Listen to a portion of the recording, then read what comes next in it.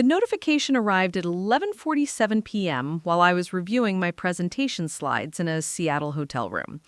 A motion alert from our home security camera. The living room camera, the one facing our couch. I almost ignored it. Dan was probably just getting a midnight snack or falling asleep watching sports highlights like he did most Thursday nights. But something made me tap the notification. Maybe it was intuition. Maybe it was the universe finally deciding I deserve to know the truth. Before we jump back in, tell us where you're tuning in from, and if this story touches you, make sure you're subscribed because tomorrow I've saved something extra special for you. The footage showed my husband on our couch, our cream-colored sectional that I'd spent 3 weekends researching before purchasing. But he wasn't alone, and he wasn't watching sports. A woman's laugh echoed through my phone's tiny speaker, followed by the sound of wine glasses clinking. Her hand reached across the frame, fingernails painted deep burgundy, resting on his knee in a way that made my stomach drop 6 floors down to the hotel lobby. I watched for exactly 43 seconds before closing the app. I didn't scream. I didn't throw my phone. I simply sat there on the edge of the hotel bed, staring at my reflection in the darkened television screen across from me, and felt something inside me go completely silent. Not broken, not shattered, just quiet. The kind of quiet that comes right before a storm changes direction. That moment in the hotel room wasn't where this story actually began. The unraveling had started long before I ever boarded that flight to Seattle. It started so gradually that I didn't even notice the threads coming loose until I was standing in the middle of a life I barely recognized as my own. 3 years ago, I was the kind of woman who wore confidence like a second skin. I ran a successful marketing consultancy from our home office in Laurelhurst, one of Portland's most beautiful neighborhoods, where cherry trees line the streets and morning joggers wave to each other like they actually meant it. I had clients across the Pacific Northwest, a calendar full of speaking engagements, and a husband who told everyone at dinner parties how proud he was of my success. Dan would raise his glass during toast and say things like, "My wife is the real breadwinner in this family," always with that charming smile that made people lean in closer. Looking back now, I can see how carefully he worded those compliments. They always came with a small barb hidden inside, so subtle that nobody else caught it. The real breadwinner, as if his work as a commercial real estate broker was somehow less legitimate. "My wife is ambitious," said with just enough emphasis on the word ambitious that it sounded almost like a diagnosis.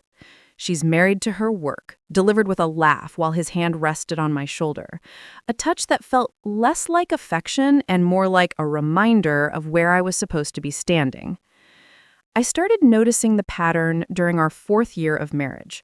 We were at Greg Thornton's birthday party, a backyard barbecue where the beer flowed freely and inhibitions dissolved with every passing hour. Dan had been drinking steadily since we arrived, and by sunset, his filter had completely evaporated. I was mid-conversation with Greg's wife about a new restaurant downtown when Dan interrupted, his voice carrying across the patio louder than necessary. "Caroline here is so focused on her next big client that she forgot our anniversary last month," he announced to a group of his friends clustered around the grill. They laughed, that uncomfortable chuckle people make when they don't know if something is a joke or an accusation. I felt heat crawl up my neck. We hadn't forgotten our anniversary. We'd celebrated it with dinner at Kennard, a reservation I had made 6 weeks in advance. But correcting him in front of everyone would make me look defensive, so I smiled and took a long sip of my wine instead.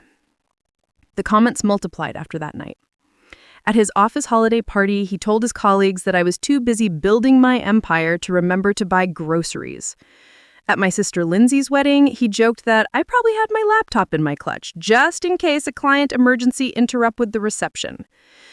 Each remark was delivered with a grin, wrapped in humor, impossible to challenge without seeming like I couldn't take a joke. But they accumulated, like sediment at the bottom of a river, building layer upon layer until I could feel the weight of them pressing down on everything I did. I started second-guessing myself. Did I work too much? Was I neglecting our marriage?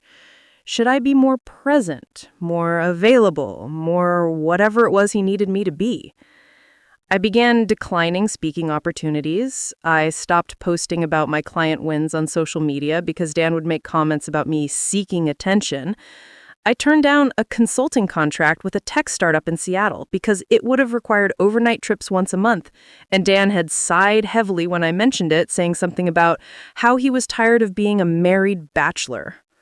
My world contracted slowly. So gradually, but I didn't realize I was disappearing until my college friend Natalie came to visit one weekend. She flew in from Denver for a legal conference and stayed at our house for 3 nights. On her last morning, she sat across from me at our kitchen table, both of us nursing coffee while Dan was out showing properties to clients. "You seem different," Natalie said, her fingers wrapped around her mug. There was no judgment in her voice, just observation, tinged with concern. "Like you're trying to take up less space." I laughed it off, told her I was just tired from a heavy project load. But after she left, I stood in front of the bathroom mirror and really looked at myself for the first time in months. I had stopped wearing the bold lipstick shades I used to love. I had let my hair grow out instead of maintaining the sharp bob that made me feel powerful. I was dressing in softer colors, quieter patterns, anything that wouldn't draw too much attention. That night, Dan came home in a foul mood. A deal had fallen through, and he needed someone to absorb his frustration. He paced through the kitchen while I made dinner, his voice sharp as he recounted every detail of how his client had backed out at the last minute. I listened and nodded and made sympathetic sounds in all the right places, but when I gently suggested that maybe the client just had gotten cold feet and it wasn't personal, he turned on me with eyes that had gone cold. "You don't understand business, Caroline. You work with small companies doing their cute little branding projects. I deal with million-dollar commercial real estate properties. It's not the same thing." The words landed like a slap. My clients weren't cute. My projects weren't little. I had built my consultancy from nothing, and last year alone I had grossed more revenue than his entire team at the brokerage. But I swallowed the defense that rose in my throat and turned back to the stove, stirring pasta that suddenly tasted like nothing. Things shifted again after I hired an assistant. Her name was Patricia, a recent graduate with a sharp eye for design and an enthusiasm that reminded me of myself before I learned to dim my own light. She started coming to the house twice a week to help with client presentations and administrative overflow. Dan hated her immediately. He never said it directly, of course. Instead, he made small comments about how much I was paying her, how often she was at the house, whether I really needed that much help or if I was just trying to avoid doing the actual work myself. When Patricia was there, he would walk through the office with exaggerated loudness, interrupting our workflow to ask if we needed anything, his tone suggesting that what we were doing wasn't quite serious enough to warrant closed-door focus. One afternoon, Patricia left early to catch a doctor's appointment, and I found Dan in the kitchen making himself a sandwich. He didn't look up when I entered, just kept layering turkey and cheese with methodical precision. "Your little helper is pretty chatty," he said casually. "Does she always talk that much, or is it just when she's trying to impress you?" I felt something flicker inside me, a tiny spark of resistance. "She's not trying to impress me. She's good at her job." He took a bite of his sandwich and chewed slowly, still not meeting my eyes. "If you say so. Just seems like you're paying someone to do work you should be able to handle yourself. But what do I know? I'm just the husband." That phrase became his weapon of choice over the following months. Just the husband, delivered with a shrug whenever I succeeded at something. Just the husband, said with a sad smile when I received recognition for a campaign that went viral. Just the husband, murmured whenever I was on a call that ran longer than he thought it should. The week before my Seattle conference, we had our worst fight yet.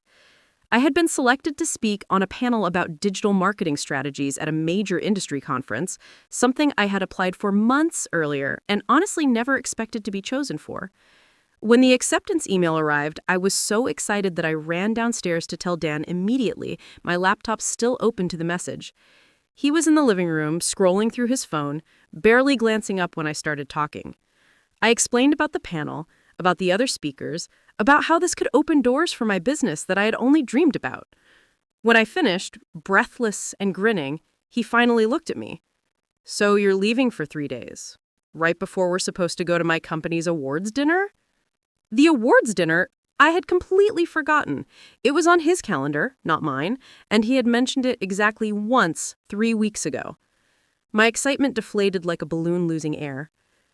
"I can probably get back in time for that," I said, already mentally calculating flight times and panel schedules. "The conference ends Friday afternoon, and the dinner isn't until Saturday evening." "Probably?" He set his phone down with deliberate care. "That's great, Caroline. Really reassuring. My entire office will be there, but sure, you'll probably make it back in time." I apologized. I reworked my schedule. I booked an earlier return flight that cost twice as much and required a layover in San Francisco. I did everything I could to make it work, but the damage was already done. Preparing and narrating this story took us a lot of time, so if you are enjoying it, subscribe to our channel. It means a lot to us. Now back to the story. For the next week, Dan was distant and cold, speaking to me only when necessary, his answers clipped and formal. The morning I left for Seattle, he didn't kiss me goodbye. He was already in the shower when my car service arrived, and when I texted him from the airport, his response came 3 hours later. "Have fun." The conference was incredible. I felt like myself again, the version of myself I had been slowly editing out of existence. I spoke with clarity and confidence, fielded questions from the audience with ease, exchanged business cards with people whose work I had admired for years. Patricia had flown up to help manage logistics, and having her there felt like having a partner rather than just an assistant. We celebrated after my panel with expensive cocktails at the hotel bar, laughing about a technical glitch that had briefly displayed my slides upside down. That night, riding the high of success, I texted Dan. "Panel went amazing. Miss you." His response came immediately, faster than any message he had sent all week. "That's great. Having people over tomorrow night for poker. Don't worry about rushing back." Something about that message felt off, but I was too tired and too happy to analyze it. I fell asleep with my phone on the pillow beside me, the glow of achievement still warming my chest. The motion alert from our security camera wouldn't arrive until the following night when I was reviewing slides and thinking about how to leverage this conference success into bigger opportunities. When that notification lit up my phone screen at 11:47 p.m., I wasn't expecting anything more dramatic than Dan raiding the refrigerator or falling asleep on the couch. I certainly wasn't expecting to see my marriage detonate in a 43-second video clip. After I closed the app, I sat motionless on the hotel bed for nearly an hour. My mind kept trying to find alternative explanations, innocent reasons why a woman with burgundy fingernails would be on our couch late on a Thursday night. Maybe it was Greg's wife. Maybe Dan was helping a colleague with something. Maybe the angle of the camera made an innocent interaction look incriminating. But I knew. Deep down in that silent place that had opened up inside me, I knew exactly what I had seen. The way her hand rested on his knee, the intimacy in her laugh, the fact that he had told me not to worry about rushing back, as if he needed me to stay away. I opened my laptop and logged into our home security system through the web portal. We had cameras throughout the house, installed after a string of break-ins in our neighborhood 2 years ago. Dan had insisted on them, said they made him feel safer when I was traveling. The irony of that crashed over me like a wave. I scrolled back through the footage, moving frame by frame through the evening. The woman had arrived at 8:32 p.m., let in through our front door with a familiarity that suggested this wasn't her first visit. She was tall, brunette, wearing jeans and a black sweater that looked expensive even through the grainy camera footage. She carried a bottle of wine. They had moved to the kitchen first, where Dan poured wine into the crystal glasses we had received as wedding gifts. They talked and laughed, his body language loose and comfortable in a way I hadn't seen directed at me in over a year. Then they settled on the couch, the distance between them shrinking with each passing minute until there was no distance at all. I watched until I couldn't anymore, until the footage made me feel like I was the intruder in my own home. Then I closed my laptop and walked to the window, staring out at Seattle's skyline glittering against the dark Puget Sound. Rain had started falling, drops streaking down the glass like the tears I refused to let fall from my eyes. My phone buzzed with a text from Patricia. "Tomorrow's breakfast meeting is confirmed at 8 a.m. You're going to kill it. Sleep well." I didn't respond. Instead, I opened a new note on my phone and began typing. Not thoughts or feelings, but facts. Dates, times, camera footage timestamps. The poker game he had mentioned that wasn't actually a poker game. The way he had encouraged me to stay in Seattle, not to worry about rushing back. How many other times had there been? How long had this been happening while I was busy trying to become smaller, quieter, less threatening to his ego? The question that kept circling back, sharper each time, was simple. What else did I not know? I spent that entire night going through every piece of digital information I could access from my hotel room, our shared bank accounts, credit card statements, phone records. I was looking for a pattern, and I found one immediately. Charges at restaurants on nights he claimed he was working late, hotel bar tabs on afternoons he said he was showing properties, a recurring charge at a wine shop downtown, always on Thursdays, always around 7 p.m. Our marriage hadn't just been dying, it had been dead for a while, and I had been busy trying to resuscitate it to notice that I was the only one performing CPR. By the time dawn broke in Seattle, painting the sky in shades of pink and gold that seemed obscenely beautiful given the circumstances, I had made a decision. Not an emotional one, not a rash one, but a calculated choice that felt like the first honest thing I had done in years. I wasn't going to confront him. Not yet. I wasn't going to cry or scream or beg for explanations. I wasn't going to give him the satisfaction of seeing me break. Instead, I was going to do something Dan would never expect from his wife who had learned to take up less space. I was going to take up all the space, every single inch of it. And by the time I was done, he would understand exactly what he had gambled away while he was busy making me feel small. I opened my calendar and looked at my return flight, scheduled for tomorrow afternoon with that expensive layover I had paid for to make his awards dinner. Then I opened my email and began typing a message to Natalie in Denver. The subject line read, "I need a lawyer. Are you available for a call?" Her response came through before I had even finished my coffee. "Always. What's going on?" I stared at those two words for a long moment. What was going on? My husband was cheating. My marriage was over. Everything I had spent the last 2 years trying to preserve was already gone. But somehow, sitting in that hotel room with evidence of betrayal glowing on my laptop screen, I didn't feel devastated.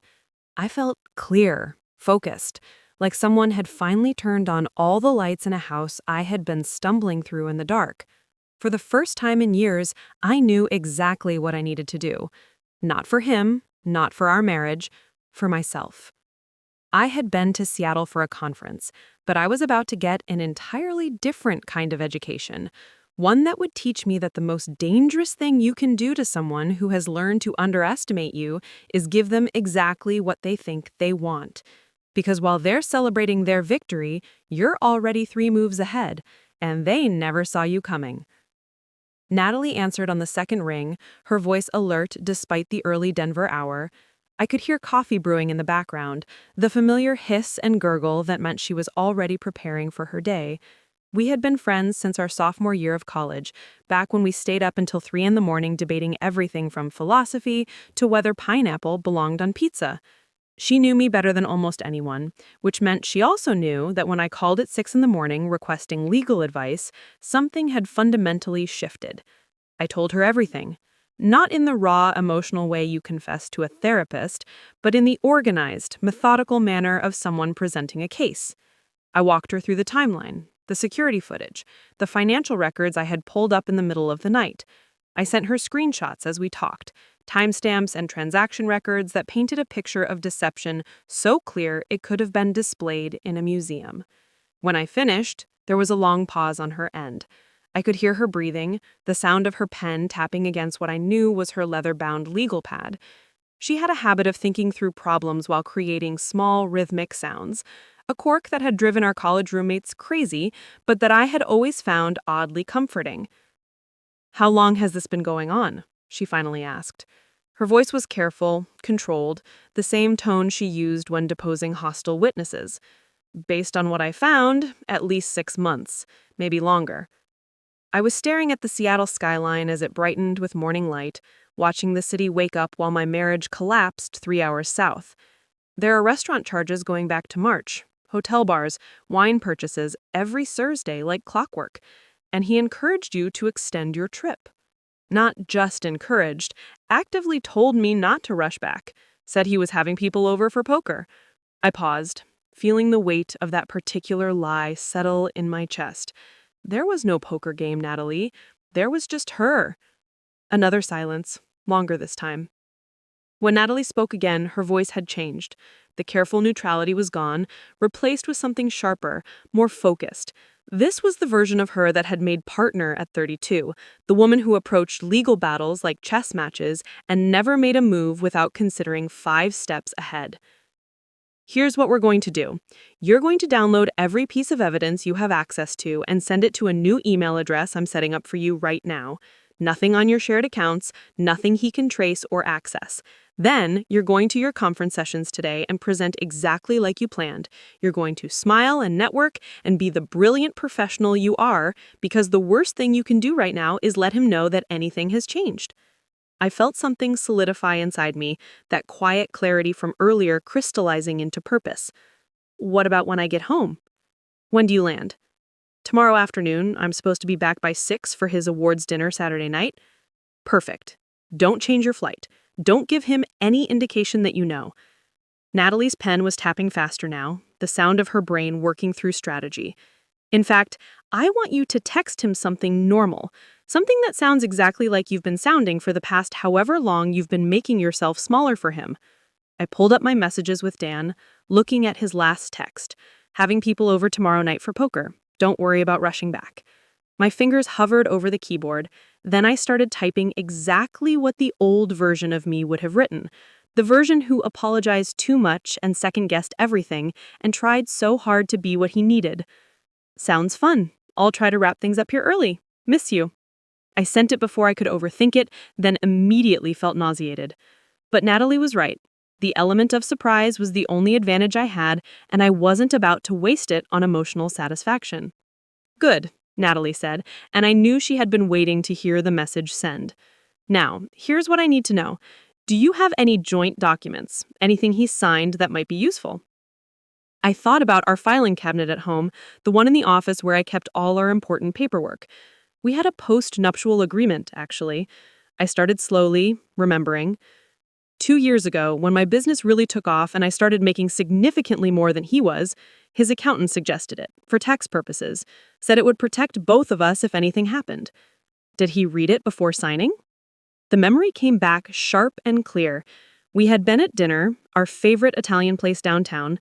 I had brought the papers with me, freshly drafted by the attorney something his colleague had done, barely glancing at the pages as he scrawled his signature across the bottom. He had made a joke about how I was already planning our divorce, and I had laughed too, assured him it was just smart financial planning. The attorney had notarized it right there at the restaurant, a friend of Dan's who happened to be dining 2 tables over. No, I told Natalie. He signed it when he was tipsy and distracted, barely looked at it. I could hear the smile in her voice. And do you have the original? In our home safe, plus a digital copy in my business files. Caroline, I need you to send me that post-nup right now, and then I need you to tell me every detail you remember about the circumstances when he signed it. I spent the next hour doing exactly that. I sent Natalie the document, walked her through the restaurant signing, the notarization, Dan's casual dismissal of the whole process. She asked questions I hadn't even thought to consider. Who suggested the attorney? How many drinks had Dan consumed? Was there any evidence he had been coerced or pressured? Had he had an opportunity to seek independent legal counsel? The answer to that last question was yes. The attorney had explicitly told Dan he should have his own lawyer review it, and Dan had waved it off, said he trusted me and didn't want to waste money on redundant legal fees. I had the email chain to prove it. This is excellent, Natalie said, and I could hear papers rustling on her end. This postnup heavily favors you, like significantly favors you. If your marriage dissolves due to infidelity, you retain full ownership of your business assets, the house defaults to you since you've been making the mortgage payments, and he's entitled to minimal spousal support for a maximum of 2 years. Did you know all this when you signed it? I had read it, every word. But at the time, I had been so focused on protecting my business, on making sure that my success couldn't be weaponized against me later, that I hadn't fully considered the implications for everything else. The attorney had been thorough, had built in protections I hadn't even asked for, and Dan had signed away his leverage without a second thought. I knew the business protections, I admitted. I didn't realize how comprehensive everything else was. Natalie laughed, a short, sharp sound of professional appreciation. Whoever drafted this knew exactly what they were doing. This is ironclad, Caroline, especially with the infidelity clause. If you have proof of an affair, and you do, this document becomes your shield and your sword. We spent another hour going through details. Natalie explained what I needed to document, how to preserve evidence without alerting Dan, what steps to take when I got home. She told me about a private investigator she knew in Portland, someone discreet who could help fill in the gaps in my timeline. She walked me through the process of opening a separate bank account, one Dan wouldn't have access to, where I could start moving money to protect myself. By the time we hung up, the sun had fully risen over Seattle, and I had missed the conference breakfast. But I had something more valuable than networking opportunities or catered scrambled eggs. I had a plan. More importantly, I had remembered something I had forgotten over the past 2 years of making myself smaller and quieter and more convenient. I had a spine. I showered and dressed with mechanical precision, choosing a navy blazer and tailored pants that made me look competent and professional. I applied makeup carefully, covering the shadows under my eyes that had appeared overnight. When I looked in the mirror, I saw someone who looked exactly like she had looked yesterday, before everything changed. That was intentional. The last thing I wanted was for anyone at this conference to see cracks in my composure. Patricia met me in the hotel lobby, 2 coffees in hand and a tablet tucked under her arm. She took one look at my face and frowned slightly, her expression concerned but not intrusive. "Everything okay? You look tired." "Long night of prep work," I said smoothly, accepting the coffee, "but I'm ready for today's sessions. Did you confirm our lunch meeting with the agency from Vancouver?" She nodded, falling into step beside me as we headed toward the convention center. "All confirmed. And I sent you the updated contact list from yesterday's panel. You had at least 15 people ask for follow-up conversations." We spent the walk discussing logistics, client opportunities, the potential collaboration with a design firm that had approached me after my presentation. It felt surreal to be talking about business growth and strategic partnerships while my personal life was imploding, but the compartmentalization was oddly comforting. This part of my life, the professional sphere I had built from nothing, was still intact, still mine. Dan hadn't touched it, couldn't diminish it, had no claim to it beyond the resentment he wore whenever I succeeded. The morning sessions were a blur of information and networking. I took notes, asked intelligent questions, exchanged contact information with people whose names I would probably forget by next week. But through it all, I kept checking my phone, not obsessively, but regularly, watching for texts from Dan, monitoring the security camera footage during breaks, documenting everything. He texted me around noon. "Hope the conference is going well. I'll be at the office most of today. See you tomorrow." I stared at that message for a full minute before responding. The office. Such a convenient, vague explanation that could mean anything. I pulled up our shared credit card account on my phone and saw it charged from 20 minutes ago at a downtown Portland coffee shop. The same coffee shop where he had taken me on our 3rd date, where we used to meet on Saturday mornings before everything got complicated. He wasn't at the office. He was at the grind with her. I took a screenshot of the charge and emailed it to the new secure address Natalie had set up. Then I responded to his text with practiced casualness. "Conference is great. Lots of good contacts. Have a good day at the office." The lie felt like power. Lunch was at a waterfront restaurant with 3 potential clients and Patricia. We sat by windows overlooking Elliott Bay, and I ordered salmon that I barely tasted while discussing brand strategy and market positioning. I was performing, playing the role of successful consultant who had everything together, and I was playing it flawlessly.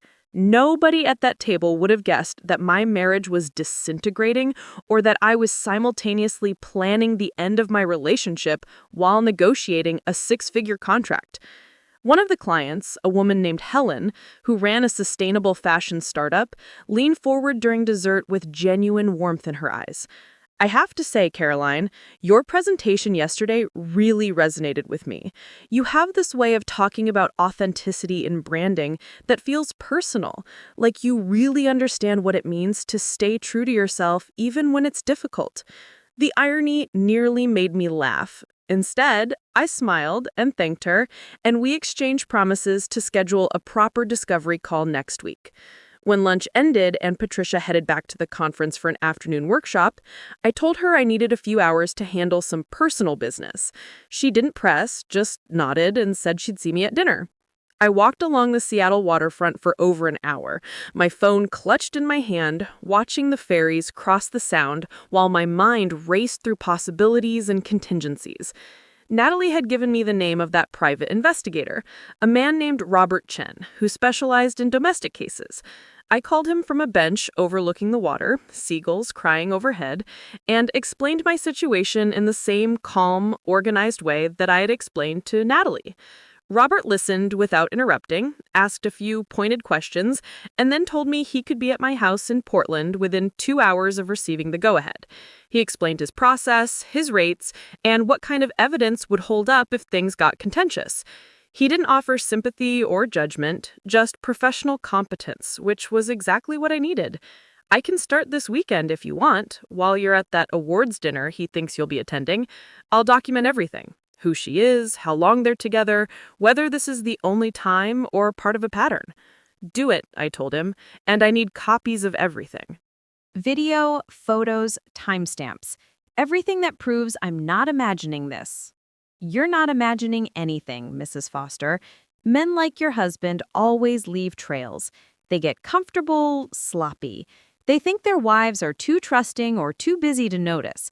He paused, and I could hear traffic in the background on his end. They're always surprised when women like you turn out to be paying attention. After I hung up with Robert, I sat on that bench for another 20 minutes, watching the water and feeling the pieces of my plan lock into place. This wasn't about revenge. It wasn't about punishing Dan or humiliating him or making him hurt the way he had hurt me. This was about protection, about making sure that when everything fell apart, and it would fall apart, I would be standing on solid ground while he scrambled to figure out what had happened. I thought about all those months I had spent trying to be smaller, quieter, less threatening. All those times I had swallowed my accomplishments or downplayed my success or apologized for taking up space in my own life. I had done it because I thought that was what marriage required. Compromise, accommodation, putting his comfort above my own authenticity. But he had been comfortable enough to cheat, comfortable enough to lie, comfortable enough to encourage me to stay away so he could spend time with someone else in our home, on our couch, drinking wine from our wedding crystal. My phone buzzed with another text from Dan. Thinking about ordering Thai food for dinner tonight. Want me to grab extra so you have leftovers when you get home tomorrow? The domesticity of it was almost laughable. He was planning our meals while planning his betrayal, living two separate lives with such ease that he didn't even see the contradiction. Or maybe he did see it and simply didn't care. Maybe he thought I would never find out, or that if I did, I would be too dependent or too scared or too in love to do anything about it. He was wrong on all counts. I texted back, "That sounds perfect. You're the best." Then I opened my email and sent Robert Chen the retainer payment he had requested, along with our home address and the access code to our security system. I sent him photos of Dan, the make and model of his car, and the names of his regular haunts. I gave him everything he needed to document a betrayal that was still ongoing, still unfolding, still being carried out by a man who thought he had gotten away with it. The rest of the afternoon conference sessions passed in a haze. I attended, I participated, I even contributed to a panel discussion about emerging digital trends. But my mind was elsewhere, running through scenarios and timelines, calculating risks and potential outcomes. By the time the closing reception started at 6, complete with wine and cheese and the obligatory networking conversations, I was exhausted in a way that had nothing to do with jet lag. Patricia found me near the dessert table, looking concerned. "You've been distracted all afternoon." Are you sure everything's okay? I considered lying, maintaining the professional facade I had been wearing all day, but Patricia had been working with me for almost a year now. She had seen me at my best and my most stressed. She had earned something closer to honesty. I'm dealing with some personal stuff, I admitted quietly. Nothing that affects work, but it's been a challenging couple of days. She nodded slowly, her expression shifting from concern to understanding. If you need anything, even just someone to vent to or someone to help you organize your thoughts, I'm here. I know I'm your assistant, but I'd like to think we're also friends. The offer touched something raw in me, a reminder that not everyone in my life had been taking advantage of my tendency to accommodate and adjust. "Thank you," I said. "I might take you up on that soon." That night, back in my hotel room, I did something I hadn't done in years.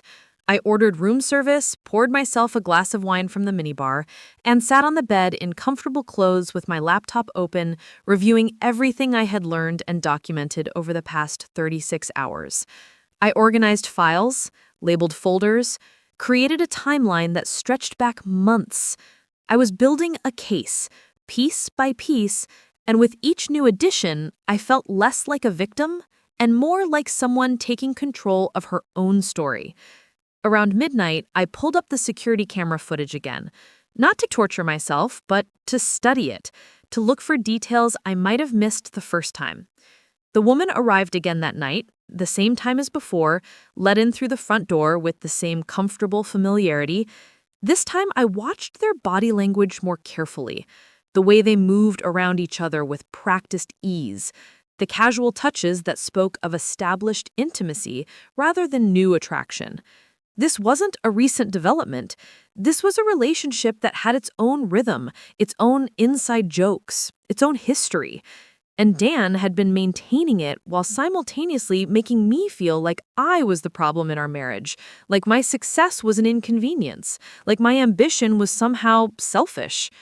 I closed the laptop and lay back on the hotel bed, staring at the ceiling. Tomorrow I would fly home. Tomorrow, I would walk into that awards dinner on Dan's arm, smiling and polished and playing the role of supportive wife one last time.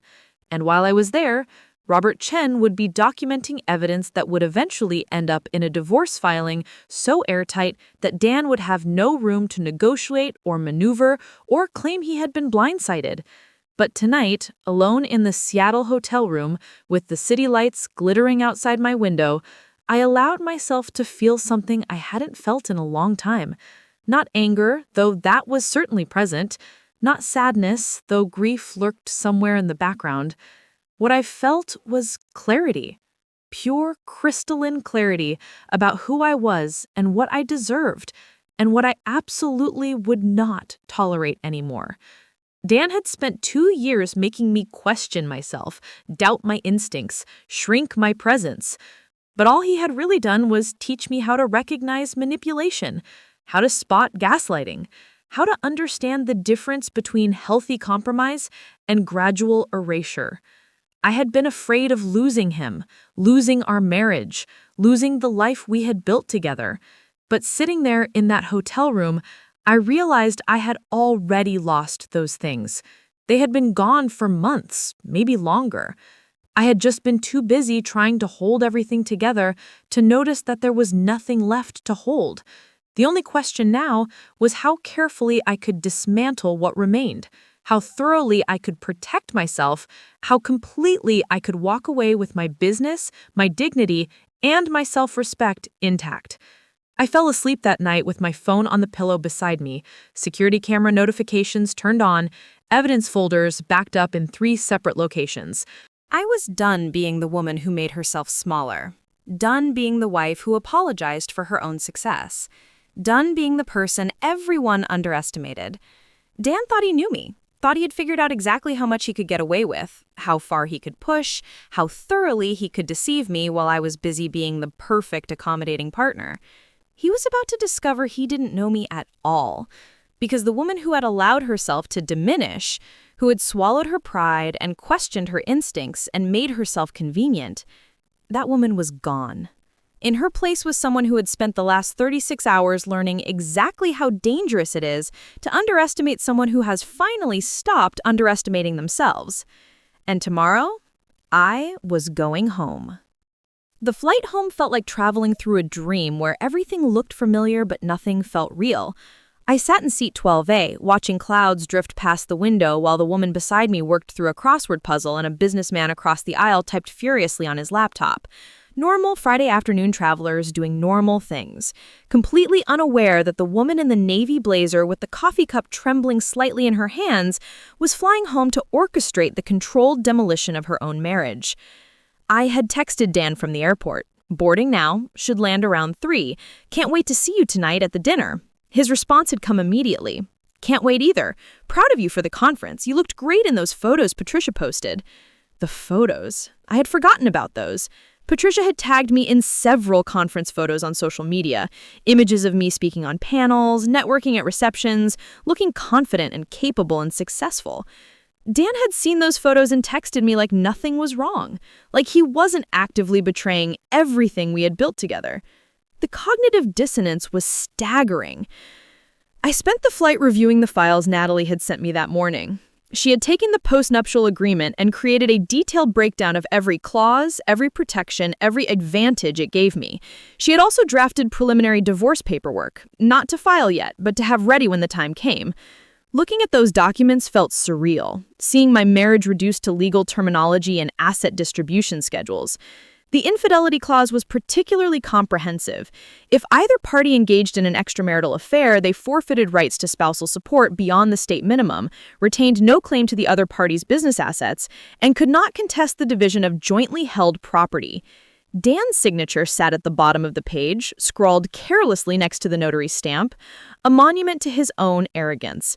He had signed away his leverage 2 years ago over a plate of pasta and 3 glasses of wine. And now that signature was going to cost him everything. Natalie had also sent me a secure link to a cloud folder where I could upload evidence. I spent part of the flight organizing files, creating a timeline that would be impossible to dispute. Security camera footage, credit card statements, text message screenshots, everything documented and dated and preserved. It was methodical work, almost soothing in its precision. Each file uploaded was another brick in the wall I was building between my old life and whatever came next. When the plane landed in Portland, I turned my phone off airplane mode and watched notifications flood in. A text from Dan asking what time I'd be home, a message from Patricia thanking me for an incredible conference experience, an email from Helen, the sustainable fashion client, confirming our call for next Tuesday. My life splitting into fragments, some pieces dying, others just beginning. I retrieved my car from long-term parking and drove home through familiar streets that suddenly felt foreign. Laurelhurst looked exactly as it always did. Cherry trees lining the sidewalks, neighbors walking dogs, afternoon sunlight filtering through leaves. Our house stood at the end of a quiet cul-de-sac, a craftsman-style home with a front porch where we used to drink coffee on Sunday mornings back when we still did things like that together. Dan's car sat in the driveway. I parked behind it and sat for a moment, hands on the steering wheel, staring at our front door. This was the last time I would come home to this house as someone who didn't know the truth. The last time I would walk through that door believing my marriage might still be salvageable. Everything that came after this moment would be performance, strategy, careful calculation. I took a deep breath, grabbed my suitcase, and went inside. Dan was in the kitchen, standing at the counter in jeans and a button-down shirt, his hair still damp from a recent shower. He looked up when I entered, and his face broke into a smile that would have seemed genuine if I didn't know what I knew. "There she is," he said, crossing the room to pull me into a hug. "How was the flight?" I returned the embrace, breathing in his cologne and feeling absolutely nothing. "Uneventful. I'm glad to be home." He pulled back, hands on my shoulders, looking at me with what appeared to be affection. "I'm proud of you, you know. Patricia showed me some of the feedback from your panel. People were really impressed." The compliment landed wrong, felt wrong, like he was reading from a script. "Thank you. It went better than I expected." We stood there in our kitchen, making small talk about the conference and his week at work, and I marveled at how easy it was to lie, how simple it was to smile and nod and pretend everything was fine while my mind cataloged every detail for later use. He mentioned the poker game he had supposedly hosted, complained about one of his friends drinking too much and getting loud. The lies spilled from him with practiced ease, each one digging his hole deeper. "What time do we need to leave for the dinner?" I asked, setting my suitcase by the stairs.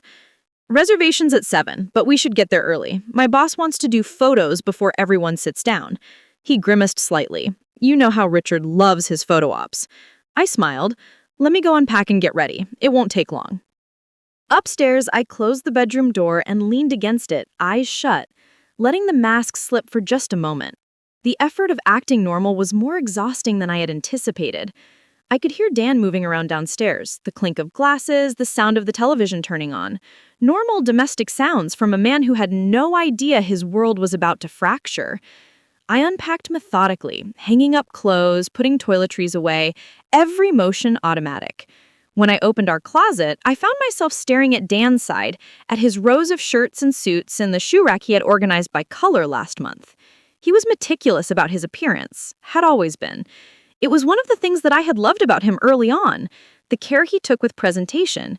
Now it felt like evidence of vanity, of someone more concerned with surfaces than substance. My phone buzzed. A text from Robert Chen. "In position. No activity yet. Will update if anything changes." Robert was stationed somewhere near our house, camera ready, waiting to document whatever happened tonight, while Dan thought I was safely at his side at the awards dinner. The private investigator had moved fast, getting into place within hours of receiving my information. Natalie had assured me he was the best, and so far, everything suggested she was right. I texted back, "Thank you. Stay as long as needed." Then I opened my closet and stared at the dresses hanging there, trying to decide what to wear to the last public appearance of your marriage. Something appropriate, certainly. Nothing too flashy or attention-seeking. I needed to blend in, be forgettable, give no indication that anything had changed. I chose a dark green dress, elegant but understated, with a neckline that was professional and shoes that were comfortable enough to wear for hours.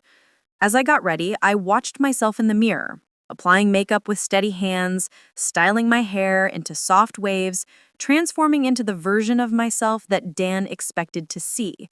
The supportive wife, the woman who would stand beside him and smile for photos and make polite conversation with his colleagues, and never hint that she was counting down the minutes until she could stop pretending. When I came downstairs 40 minutes later, Dan let out a low whistle. "You look beautiful." "Thank you. You clean up pretty well yourself." He was wearing a charcoal suit with a burgundy tie, looking every inch the successful real estate broker heading to his company's biggest event of the year. We could have been any couple getting ready for a nice evening out, any married pair with matching smiles and coordinated outfits, and no secrets between them. "Ready to go?" he asked, picking up his keys. The restaurant was downtown, an upscale steakhouse that Dan's company used for all their major events. We drove in comfortable silence, Dan occasionally pointing out properties he had sold or was trying to sell, falling into the familiar pattern of talking about work. I made appropriate responses, asked follow-up questions, played my part. When we arrived, the parking lot was already half full. Dan's colleagues stood in clusters near the entrance, men in suits and women in cocktail dresses, everyone performing their own version of professional success. Dan's hand found the small of my back as we approached, a gesture of possession disguised as affection. "Caroline, so good to see you." Richard, Dan's boss, appeared at our side almost immediately, his wife trailing behind him with a practiced smile. "Dan tells me your conference was a huge success." "It was wonderful," I replied smoothly. "Great networking opportunities." We stood there making small talk while a photographer circled, capturing candid shots that would later appear in the company newsletter.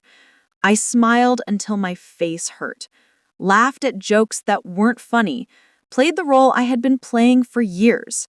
But underneath the performance, I was watching Dan, watching how he interacted with his colleagues, how he accepted their congratulations on closing a major deal last month, how he basked in their attention and approval.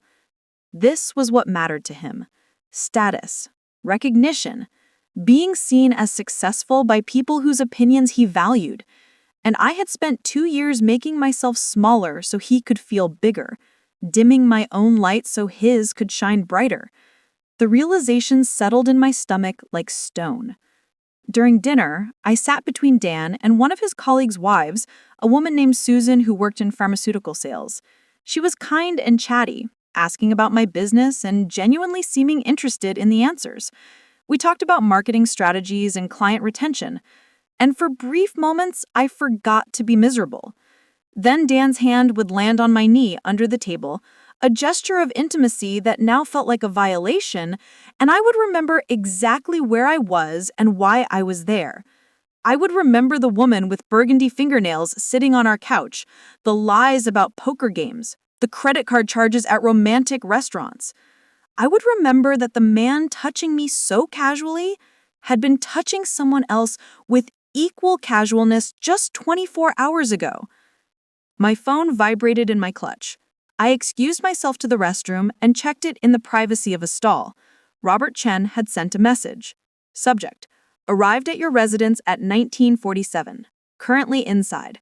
Multiple photos and video captured. I stared at that text for a long moment, feeling something twist in my chest. While I sat here eating filet mignon and making conversation with Susan about pharmaceutical sales, another woman was in my house, probably sitting on my couch, drinking from my wine glasses, existing in the space I had created and maintained and called home. The anger that surged through me was hot and immediate, but I breathed through it, forced it down, locked it away. Anger was unproductive. Anger made you sloppy. What I needed was control, precision, patience. Robert was documenting everything, building an evidence file that would be irrefutable. This was necessary. This was part of the plan. I deleted the message, fixed my lipstick in the mirror, and returned to the table with a smile firmly in place. The awards portion of the evening started around 9. Richard stood at a podium and gave a speech about company values and market performance and the importance of teamwork. Various employees were called up to receive recognition, and Dan was among them, accepting an award for highest quarterly sales. He looked proud and happy as he shook Richard's hand and posed for photos, and I applauded from my seat like the supportive wife I was pretending to be. When he returned to the table, he leaned over and kissed my cheek. "Couldn't have done it without you," he murmured. The lie was so audacious, I almost laughed. He had done it despite me, not because of me. He had succeeded while simultaneously making me feel like my own success was somehow a problem. But I just smiled and squeezed his hand and said, "I'm proud of you." More texts from Robert came throughout the evening. Subject: and your husband visible through living room window. Intimate behavior confirmed. Multiple angles documented. Each message was clinical, professional, exactly what I needed, as each one felt like a small knife sliding between my ribs. By the time dessert arrived, I was ready to leave, ready to go home and confront the evidence and stop pretending. But the evening dragged on with after-dinner drinks and more networking, and colleagues who wanted to tell Dan how much they admired his work ethic. I stood beside him and nodded and smiled until I thought my face might crack. Finally, around 11, we said our goodbyes and headed to the car. Dan was slightly drunk, not enough to stumble, but enough that his words came easier, his guard lower. He talked the entire drive home about the award, about Richard's praise, about potential promotions and future opportunities. He was so absorbed in his own narrative that he didn't notice how quiet I was, how my hands were clenched in my lap, and how I was staring out the window at passing streetlights instead of looking at him. When we pulled into our driveway, the house was dark. No cars on the street. No sign that anything had been different while we were gone.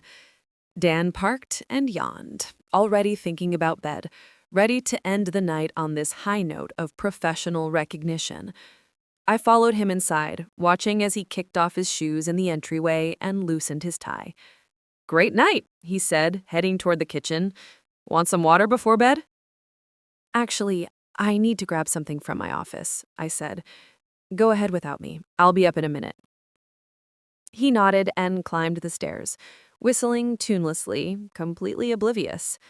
I waited until I heard our bedroom door close, then pulled out my phone. Robert Chen had sent a final message 20 minutes ago.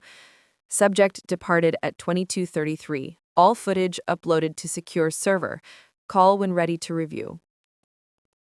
I stood in our dark living room, in the same space where my husband had entertained another woman just hours ago, and felt the last piece of my old life click into place. I had the evidence. I had the documentation. I had the legal framework through that post-nuptial agreement. I had every piece I needed to dismantle this marriage on my terms, in my time, with my dignity intact. But I wasn't ready yet. Not quite. Because there was one more thing I needed. One more element that would make this airtight. I needed him to lie to my face one more time. I needed him to demonstrate unequivocally that he had no intention of being honest, that given every opportunity to come clean, he would choose deception. I needed him to be exactly who he had proven himself to be. I climbed the stairs slowly, each step deliberate.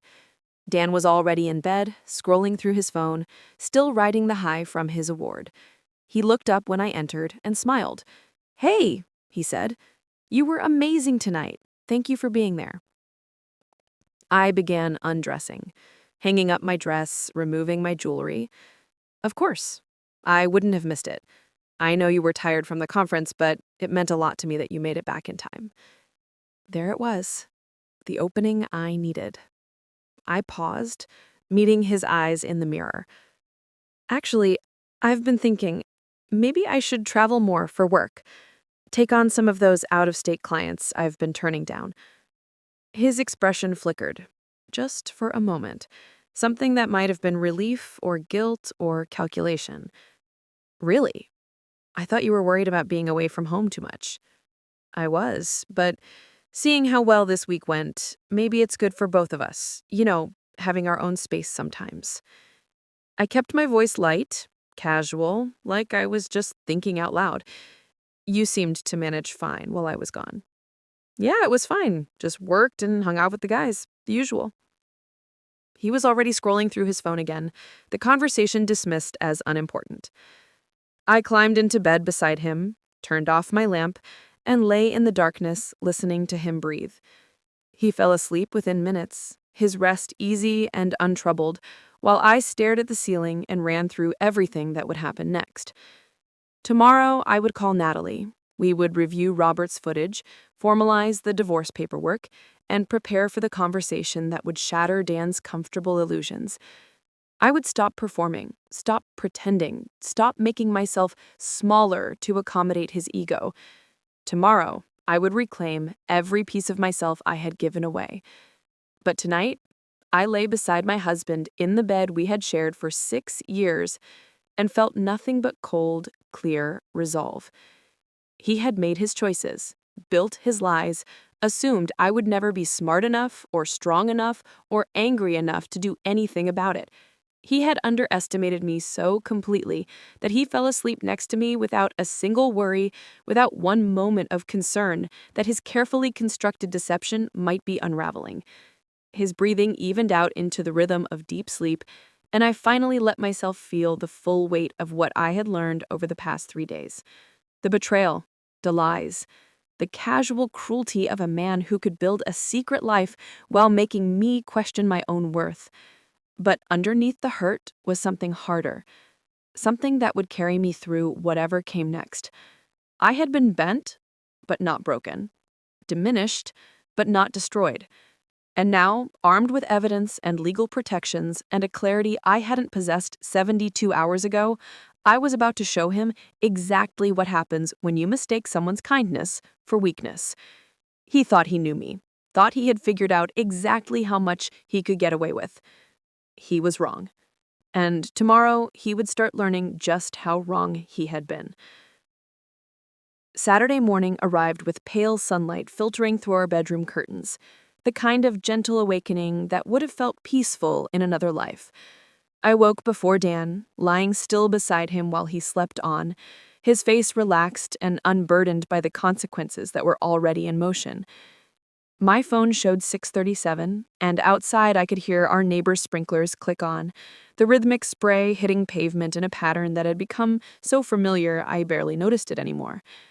Except this morning, I noticed everything. The way Dan's arm was flung across his pillow, the slight whistle in his breathing, the wedding band on his finger that suddenly looked less like a symbol of commitment and more like a prop in an elaborate performance. I slipped out of bed without waking him and went downstairs, each step measured and quiet. The kitchen felt different in the early morning light, shadows falling across counters where last week I had made breakfast without questioning anything, where I had moved through my daily routine with the comfortable blindness of someone who thought she understood her own life. I made coffee in the French press we had received as a wedding gift from Dan's parents, watching the ground swirl and darken the water, thinking about how appropriate it was that something meant to celebrate our union would be here to witness its ending. My phone buzzed on the counter. Natalie calling right on schedule like we had planned the night before. "Morning." Her voice was alert despite the early Denver hour. "How are you holding up?" "I'm okay." Dan's still asleep. I kept my voice low even though he was 2 floors up and unlikely to hear anything. "Did you get everything Robert sent?" "I did. Caroline, it's comprehensive." Video, timestamps, multiple angles. There's no ambiguity here. She paused, and I could hear her moving around, probably making her own coffee. "How do you want to handle today?" I had been thinking about this question all night, during the hours I couldn't sleep. There were multiple approaches, each with different implications. I could confront Dan alone, privately, give him the opportunity to explain himself, even though we both knew there was no explanation that would make this acceptable. Or I could pack my things and leave, let the divorce papers speak for themselves. Or I could do what Natalie was suggesting. What her tone implied was the smartest strategic move. "I want to do this properly," I said finally. "With witnesses. With everything documented so he can't twist the narrative later." Natalie was quiet for a moment. "You want to confront him with other people present?" "Not just people. His people. I want his best friend there. I want someone he can't lie to or manipulate or convince that I'm overreacting." I poured my coffee, watching the dark liquid fill my cup. "Greg Thornton. They've been friends since college. If anyone can hold Dan accountable, it's him. Do you trust Greg to be fair?" I thought about Greg, about the years I had known him, the countless dinners and game nights and conversations. He was loyal to Dan, but he was also fundamentally decent in a way that Dan had stopped being somewhere along the way. More importantly, Greg had a wife who he actually loved, who he treated with respect and fidelity. He would understand what Dan had done, would recognize the betrayal for what it was. "I trust him to be honest," I said, "and that's all I need." Natalie walked me through the plan. She would fly to Portland that afternoon, be at the house by early evening. I would invite Greg and his wife Rachel over for dinner under some casual pretext, nothing that would raise suspicion. Then, with everyone present, I would present the evidence. The security footage, the credit card statements, the timeline that made Dan's lies impossible to deny. It would be controlled, documented, and most importantly, it would prevent Dan from gaslighting me later, from claiming I had misunderstood or overreacted or imagined things.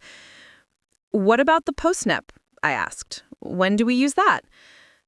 "After the confrontation. Once he knows, you know. Once his friends know, that's when we tell him about the legal framework. He'll be off balance, defensive, probably angry. That's exactly when we need him to see how thoroughly he's trapped himself." We talked for another 20 minutes, refining details, discussing contingencies. By the time we hung up, I had a clear picture of how the next 12 hours would unfold. I texted Greg before I could second-guess myself. "Hey, are you and Rachel free for dinner tonight? Making too much food and would love the company." His response came 10 minutes later. "Sure, what time? Want us to bring anything?" 6:30 works? Just yourselves." "Perfect. See you then." Dan came downstairs around 8, hair rumpled, wearing the Princeton sweatshirt he had owned since graduate school. He poured himself coffee and leaned against the counter, looking at me with the easy familiarity of someone who had no idea his world was about to implode. "You're up early," he observed. "Couldn't sleep. Conference adrenaline, I guess?" The lie came easily, smooth as the coffee I was drinking. He nodded, scrolling through his phone with his free hand. "I was thinking we could do something today. Maybe drive out to the coast? We haven't done that in forever." The suggestion was so startlingly normal, so reminiscent of the early years when we used to take spontaneous day trips, that I almost couldn't process it. He wanted to drive to the coast. He wanted to spend the day with me, pretending everything was fine, probably texting her from bathroom stops and scenic overlooks. Actually, I invited Greg and Rachel over for dinner tonight. I kept arranging things on the counter, not looking at him. Wanted to catch up with them. Something flickered across his face, too quick to read. "Oh, yeah, that's fine. We can do the coast another time." But there wouldn't be another time. There would be no more spontaneous trips, or casual dinners, or any of the small rituals that made up a marriage. By tomorrow, we would be in separate spaces, separate lives. The only thing connecting us, a stack of legal documents and the wreckage of what we had built together. The rest of the morning passed in surreal domesticity. Dan did yard work while I organized the house, both of us moving through our Saturday routines like actors in a play where only one person knew the script was about to change. I vacuumed and dusted, cleaned bathrooms and changed sheets, preparing our home for guests who would witness its transformation, from married residence to crime scene. Around noon, Dan came inside, sweaty and grass-stained, asking what I wanted for lunch.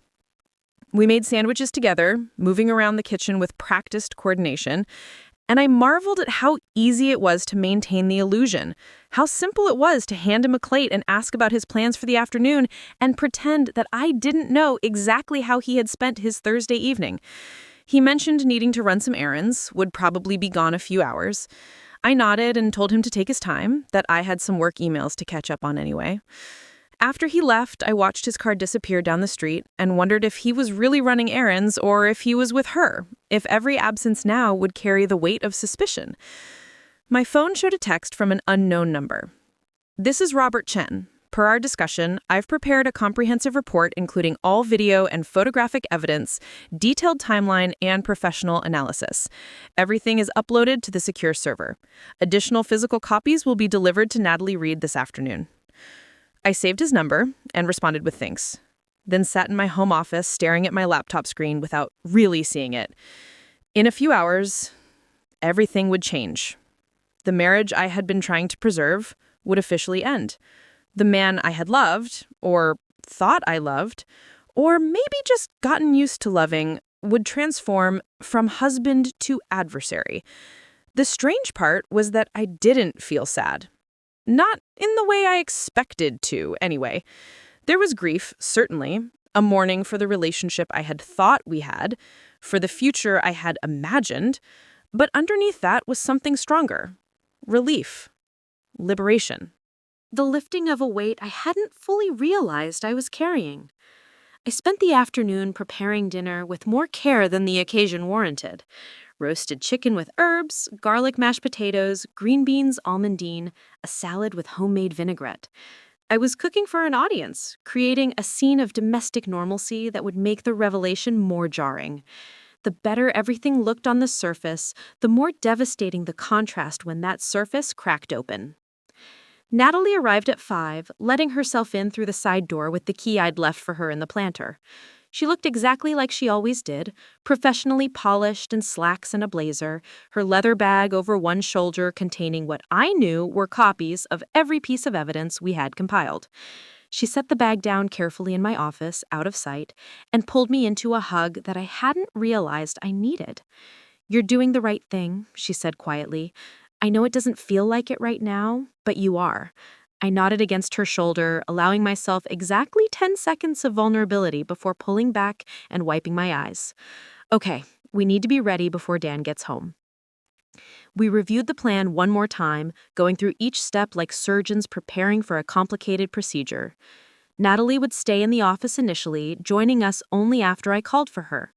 This wasn't about ambushing Dan. It was about giving him every opportunity to be honest, to demonstrate whether he had any intention of coming clean. Only after he lied, only after he tried to deny or deflect or minimize, would we bring out the evidence. Dan came home at 5:45, carrying bags from the hardware store and looking pleased with himself about something. He greeted Natalie warmly, asking about her flight and her work and whether she was staying long. She deflected gracefully, said she was just in town for the night, catching up with old friends. He accepted this without question, disappearing upstairs to shower before Greg and Rachel arrived. At exactly 6:30, our doorbell rang. Greg stood on the porch in jeans and a button-down shirt, Rachel beside him, holding a bottle of wine and smiling. They looked happy, relaxed, like people whose Saturday evening dinner invitation was exactly what it appeared to be. "Something smells amazing," Rachel said, hugging me at the door. "I'm so glad you invited us. It's been too long." We settled in the living room with drinks, falling into the comfortable rhythm of old friends catching up. Greg told a story about their recent camping trip. Rachel asked about my conference. Dan described his award from the night before, embellishing details about his boss's speech. Natalie participated minimally, mostly observing, her legal training evident in how she watched and listened without revealing anything. During dinner, the conversation flowed easily. Greg and Dan fell into their usual pattern of friendly competition, debating everything from politics to whether the Blazers had any chance this season. Rachel and I talked about a new restaurant that had opened in her neighborhood. Natalie asked questions about Portland neighborhoods, playing the role of interested out-of-towner perfectly. But underneath the normalcy, I could feel tension building, like pressure behind a dam. Every minute that passed was another minute closer to the moment when everything would rupture. Every laugh felt hollower. Every casual touch from Dan made my skin crawl. I was performing, and I was performing well, but the effort was exhausting. After dinner, we moved back to the living room with coffee and dessert. This was the moment. I could feel it approaching like a storm you see coming from miles away, inevitable and destructive. My heart was pounding so hard I was certain everyone could hear it. I set my coffee cup down carefully on the table, and the small clink of ceramic on wood seemed unnaturally loud. "Dan, I need to ask you something." He looked up from his conversation with Greg, expression open and unconcerned. "Sure, what's up?" The room had gone quiet. Rachel and Greg were both looking at me now, sensing that something had shifted. Natalie sat very still, waiting. "What did you do Thursday night while I was in Seattle?" Dan blinked, surprised by the question. "Thursday? I told you. Had some guys over for poker. Why?" "Who came over?" He shrugged, reaching for his coffee. "The usual group.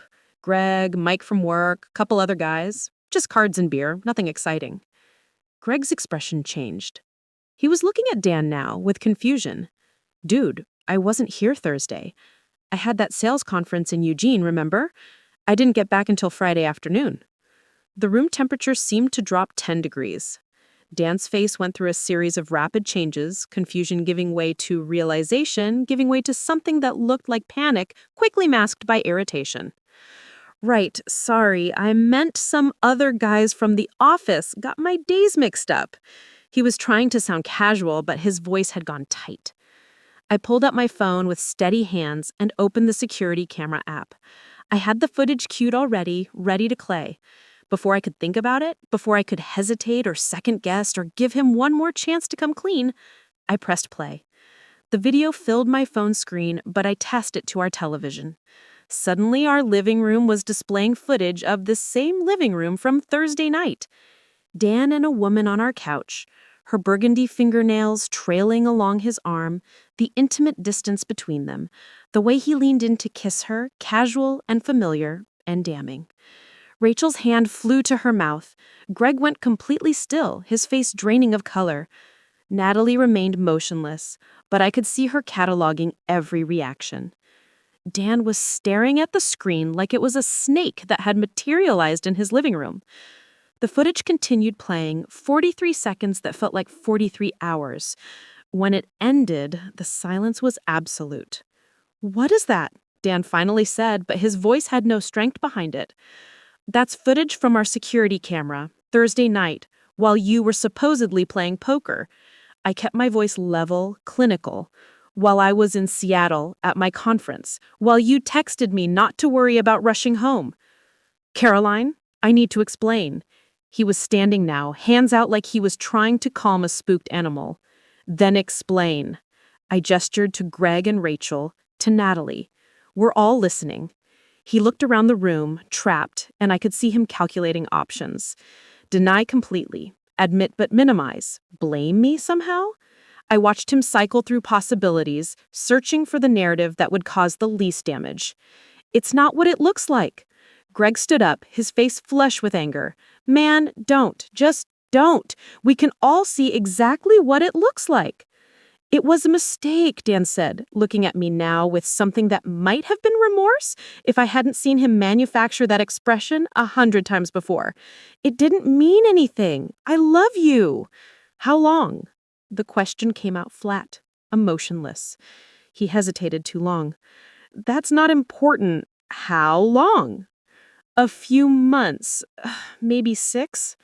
I don't know, it just happened. She works at the coffee shop near my office, and we started talking, and it just... He trailed off, realizing there was no ending to that sentence that would help him. 6 months, half a year of lies and deception and making me feel like I was the problem in our marriage. 6 months of coming home to me after being with her, of sleeping in our bed, of telling me he loved me while maintaining an entire separate relationship. I pulled out the folder Natalie had prepared, the one containing credit card statements highlighted with dates and amounts, restaurant dinners while I thought he was working late, hotel charges in our own city, the recurring Thursday purchases at that coffee shop where apparently she worked. These are all your charges, I said, sliding the papers across the coffee table toward him. Dates, locations, amounts. Every time you lied about working late, every time you said you were showing properties or meeting clients. He glanced at the papers without touching them, and I saw defeat settle over his features. Caroline, please, we can work through this. We can go to counseling, figure this out. Work through this? I heard my voice rising and forced it back down. You spent 6 months lying to me. You made me feel like I was too ambitious, too focused on my career. You criticized me in front of our friends. You made jokes about me being married to my work while you were carrying on an affair. Rachel was crying quietly, her hand gripping Greg's arm. Greg looked like he wanted to punch something. His jaw clenched so tight I could see the muscles jumping. Natalie remained still, observing, a witness to this dissolution. Dan tried again, his voice desperate now. I was wrong. I know I was wrong. But we've been together for 6 years. That has to count for something. We can fix this.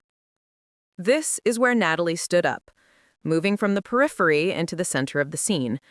She pulled a document from her bag, the postnuptial agreement with Dan's signature at the bottom, and placed it on the table next to the credit card statements. Do you remember signing this? She asked him. Her voice was professional, neutral, the voice of someone presenting evidence in a courtroom. Dan stared at the document, and I watched recognition dawn. The restaurant, the night he had been drinking and I had suggested we formalize our financial protections. The napkin joke he had made about not needing a prenup for his fantasy football winnings. He had signed it without reading it, had forgotten about it by the next morning. What is that? He asked, but he already knew. It's a postnuptial agreement, Natalie said, signed and notarized 2 years ago. It includes a comprehensive infidelity clause. Would you like me to read the relevant section? His face went pale. Caroline, you can't be serious. You gave me every reason to protect myself, I said quietly. You just never thought I would actually do it. Natalie continued, her voice measured and clear. In the event of marital dissolution due to infidelity, the unfaithful party forfeits rights to spousal support beyond state minimums, retains no claim to the other party's business or professional assets, and cannot contest division of jointly held property. She looked at Dan with something like pity. You signed away your leverage 2 years ago over pasta and wine. Greg spoke for the first time since the video ended, his voice rough. You need to leave, man. This is my house. Dan said automatically, but the protest sounded hollow even to him. Actually, Natalie said, pulling out another document, according to the mortgage records and the terms of the postnup, this house defaults to Caroline. You've been making sporadic contributions to the mortgage, while she's covered the bulk of expenses. Combined with the infidelity clause, you have no grounds to claim primary residence. Dan looked around the room, at each of us in turn, searching for an ally or an escape route. He found neither.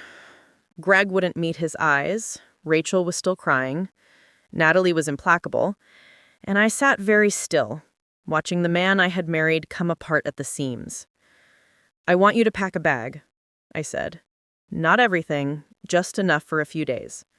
You can come back for the rest later, supervised. Caroline, please. One more chance. I'll end it completely. I'll do whatever you want. You had chances, I said. Every time you came home and I asked about your day. Every time you texted me from wherever you actually were. Every single moment you chose to lie instead of being honest. Those were your chances. He stood there for a long moment, and I could see him cycling through strategies one last time. Anger, remorse, bargaining, denial. But none of them would work, and on some level he knew it. He had been caught too thoroughly, documented too comprehensively. There was no narrative he could spin that would change the evidence. Finally, he turned and walked upstairs. We could hear him moving around in the bedroom, opening drawers, the sound of a suitcase being pulled from the closet. Greg followed him up, and I could hear their voices. Greg's harsh and disappointed, Dan's defensive and desperate. Rachel moved to sit beside me on the couch, helping clean up the dinner dishes neither of us could have eaten anyway, offering quiet support without asking questions I wasn't ready to answer. When she finally left, it was just me and Natalie in the house that was now legally and practically entirely mine. Are you okay? Natalie asked. I thought about that question. Was I okay? My marriage was over. My husband had cheated. Everything I had built over 6 years had just imploded in my living room in front of witnesses. But I was standing. I wasn't broken. I wasn't drowning. I will be, I said finally, and I believed it. The first night alone was the strangest. After Natalie left around midnight, promising to return in the morning to start the formal legal process, I walked through the house turning off lights and locking doors with the hyper-awareness of every sound. The refrigerator hummed, the heating system clicked on. Outside, wind rustled through the cherry trees lining our street. Sounds that had always been background noise suddenly felt amplified, significant, like the house itself was adjusting to the absence of the person who had occupied it for 6 years. I stood in the bedroom doorway for a long time, staring at the bed we had shared, and felt a wave of something that wasn't quite grief and wasn't quite relief. It was more like the feeling you get when you finally stop carrying something heavy, when your muscles ache from the release more than they did from the burden. The sheets were the same ones I had changed yesterday morning, fresh and clean and completely ordinary. Nothing about them suggested that everything had changed. I slept in the guest room that night. Not because I couldn't bear to sleep in our bed, but because I wanted to. I wanted to choose something different, to make a decision that was entirely mine without having to consider anyone else's preferences or comfort or schedule. The guest room mattress was firmer than I remembered, the pillows less broken in, and I fell asleep almost immediately despite expecting to lie awake for hours. When I woke Sunday morning, the sun was already high, streaming through unfamiliar windows at an angle that told me I had slept past 9. I couldn't remember the last time I had slept that late, that deeply, without setting an alarm or worrying about whether Dan needed the bathroom or had an early meeting. I laid there for several minutes, listening to silence, and realized that this was the first morning in years where I didn't have to perform for anyone. My phone showed several missed calls. 2 from Dan's number that I deleted without listening to the voicemails. 1 from my sister Lindsay, who lived in Seattle and somehow already knew something had happened, probably through the mysterious sibling communication network that operates faster than any technology. 3 text messages from Patricia asking if I was okay and whether I needed anything. One from Natalie saying she was on her way over with coffee and bagels. I showered and dressed in sweatpants and an oversized sweater, the kind of comfortable clothes I used to wear on lazy weekends before Dan started making comments about me letting myself go. My hair went up in a messy bun, no makeup, no performance. Just me, alone in my house on the first morning of whatever came next. Natalie arrived at 10 with an enormous bag of bagels, 3 types of cream cheese, and 2 large coffees from the expensive place downtown that I loved, but Dan always said was overpriced. We sat at the kitchen table, and she pulled out her laptop and a legal pad, and we began the systematic process of dismantling a marriage. The divorce filing would happen Monday morning. Natalie had already drafted everything, just needed my final review and signature. The postnuptial agreement made it relatively straightforward, at least legally. Asset division was clear, spelled out in clauses Dan had signed without reading. The house stayed with me. My business and all associated accounts remained entirely mine. His retirement accounts were his own. The only complication was timing. How long the process would take, whether Dan would contest anything despite having no legal ground to stand on. He'll contest, Natalie said matter-of-factly, spreading cream cheese on a bagel. Not because he has a case, but because his ego won't let him accept how completely he's trapped himself. We'll need to be prepared for him to drag this out, make it difficult, try to find any angle he can exploit. Let him try, I said. I was surprised by how calm I felt, how little anger I had for the legal battle that was coming. I have documentation, I have witnesses, I have his signature on a legal document he can't deny. What can he possibly do? Make you miserable, Natalie said bluntly. That's what men like Dan do when they lose control. They can't win legally, so they try to win emotionally. Harassing phone calls, showing up unannounced, making scenes in public places. You need to be prepared for that.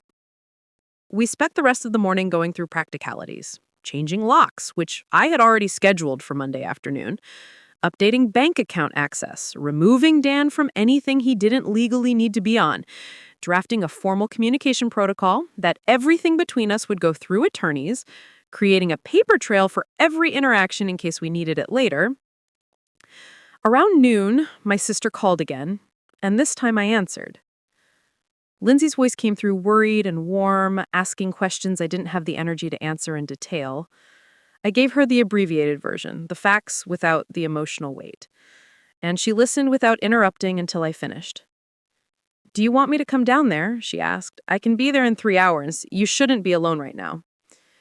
"I'm not alone. Natalie's here. And honestly, I think I need some time to just process everything." "Okay, but I'm coming next weekend whether you want me to or not." She paused, and I could hear something fierce in her voice. "I never liked him, you know? He always made you smaller. I'm glad you're finally seeing it." After we hung up, I sat with that statement for a while. I never liked him. How many people in my life had seen what I couldn't see, had noticed the slow erosion of my confidence and independence while I was busy trying to make my marriage work? How many conversations had happened behind my back, worried friends and family members wondering when I would wake up? The afternoon stretched out, empty and strange. Natalie left around 2, reminding me to call if I needed anything, day or night. I walked through the house, room by room, looking at everything with new eyes.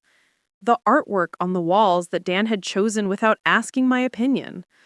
The furniture arrangement that accommodated his preferences for TV viewing angles.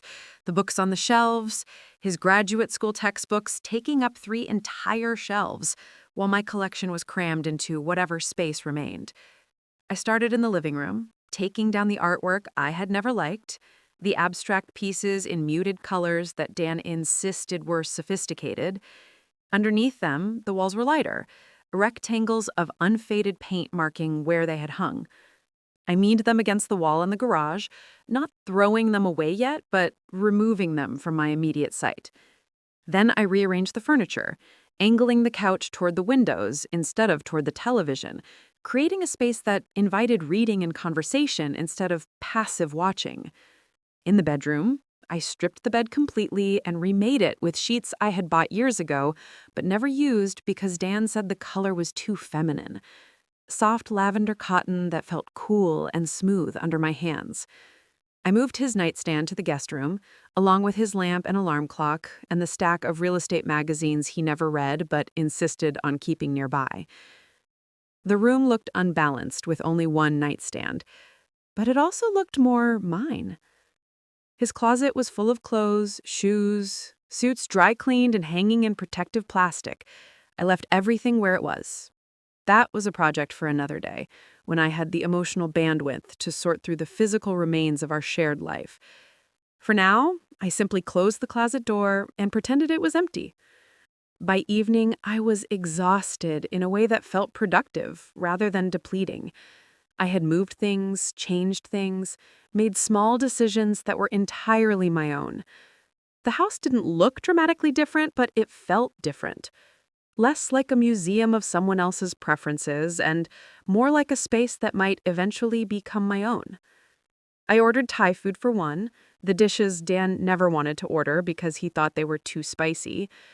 I ate directly from the containers while sitting on my newly rearranged couch, watching the sunset through windows I had always wanted to face, and felt something that might have been the beginning of peace. Monday arrived with rain, appropriate pathetic fallacy for the day I was officially ending my marriage. Natalie met me at her law office downtown, a sleek space on the 14th floor with views of the Willamette River and walls covered in the kind of art I actually liked, bold and colorful and unapologetic. We sat in her conference room, and I signed document after document, my signature becoming more confident with each page. Petition for dissolution of marriage, asset division agreement, restraining order requests, just in case Dan decided to make things difficult. Natalie explained each document, what it meant, what it would accomplish, but I was barely listening. I just wanted it done. Wanted the legal framework in place so I could start rebuilding. The locksmith arrived at my house that afternoon, right on schedule. A different person than before. A woman this time, with kind eyes and efficient movements. She changed every lock, front door, back door, side entrance, even the garage. She handed me a set of new keys on a ring I had bought that morning, a simple silver circle that felt weighted with significance. "These are yours," she said. "Nobody else has copies unless you give them out." I tested each lock after she left, turning the deadbolts and feeling them catch, solid and final. Dan's keys no longer worked here. He couldn't let himself in, couldn't show up unannounced, couldn't access this space that I had worked so hard to create and maintain. The house was a fortress now, and I was the only one with the keys to the gate. That evening, Patricia came by with dinner she had cooked herself, a lasagna that was slightly burned on the edges but tasted like care and friendship. We sat in my rearranged living room, and I told her everything, the whole story, from the security camera notification to the confrontation to the divorce filing that morning.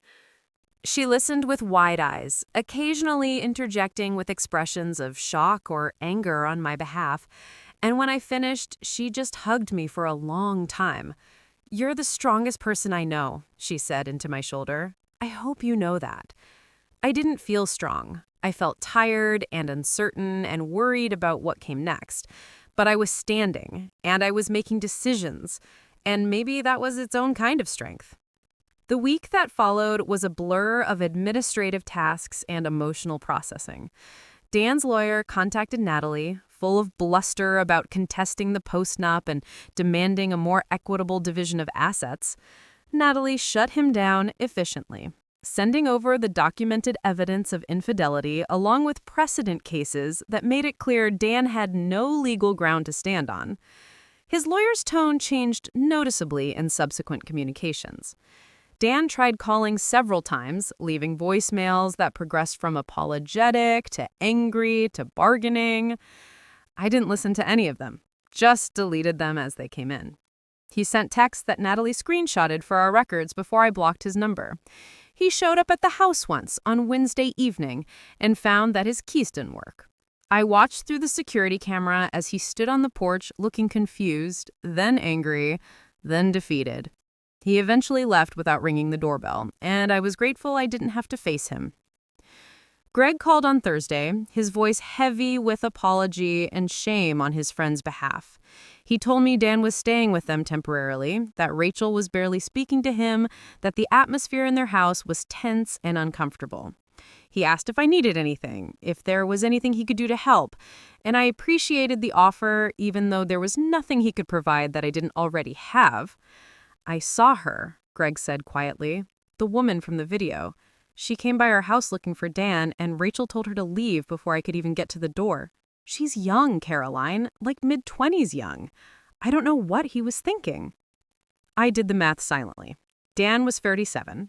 The woman he had been seeing was young enough to be starting her career, young enough to probably be impressed by his supposed success and stability, young enough not to see through the performance to the insecurity underneath.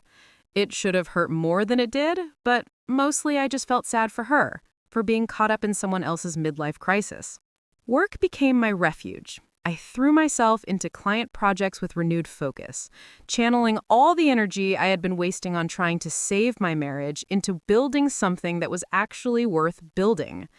Patricia and I worked long hours, strategizing campaigns and pitching new ideas, and my business grew in ways I hadn't thought possible when I was trying to make myself smaller. Helen from the sustainable fashion startup became my biggest client, signing a year-long contract that would double my revenue. We had several video calls where she asked thoughtful questions and actually listened to my answers, treating me like the expert I was instead of someone who needed to be managed or diminished. After our third call, she sent an email that ended with, "Your clarity right now is remarkable. Whatever you're doing, keep doing it." If she only knew that what I was doing was getting divorced, dismantling a life I had thought was permanent, and learning to trust my own judgment again. 2 weeks after the confrontation, Lindsay came down for the weekend like she had promised. She arrived Friday evening with an overnight bag and a bottle of expensive wine, taking one look at my rearranged living room and nodding approvingly. "Much better," she said. "It actually looks like you live here now, instead of in a furniture showroom." We spent the weekend doing decidedly non-productive things. We watched movies I wanted to watch, ate food I wanted to eat, stayed up late talking about everything and nothing. She didn't push me to process or heal or make sense of anything. She just existed beside me, a reminder that I had people who loved me for who I actually was, not who I could pretend to be. On Sunday morning, we were drinking coffee on the porch when a car pulled up that I didn't recognize. A woman got out, mid-20s with dark hair and burgundy fingernails that I recognized from the security footage. She stood on the sidewalk for a moment, looking at the house before walking up the path toward us. Lindsay tensed beside me, ready to intervene, but I put a hand on her arm. I wanted to hear what this woman had to say. "Are you Caroline?" the woman asked. Her voice was shaky, uncertain. "I am." She wrapped her arms around herself, looking young and uncomfortable. "I'm Vanessa. I worked with Dan at the coffee shop near his office. I didn't know he was married until after everything happened. He told me he was divorced." The lie was so predictable it was almost boring. Of course he had told her he was divorced. Of course he had created an entire fictional narrative where he was the sympathetic single guy, probably with some story about a bitter ex-wife who had broken his heart. "He showed up at my apartment last week," Vanessa continued, "wanting to explain, wanting me to take him back." She laughed, a sound without humor. "Like I would want anything to do with someone who lied about something that fundamental?" "Why are you telling me this?" I asked, not unkindly. "Because I feel like I owe you an apology, even though I didn't know. And because I wanted you to know that I'm not some homewrecker who pursued a married man. I was lied to, too." She looked down at her hands, at those burgundy fingernails that had once trailed along my husband's arm in my living room. "I quit my job. I don't want to be anywhere he might show up." I understood her more than I expected to.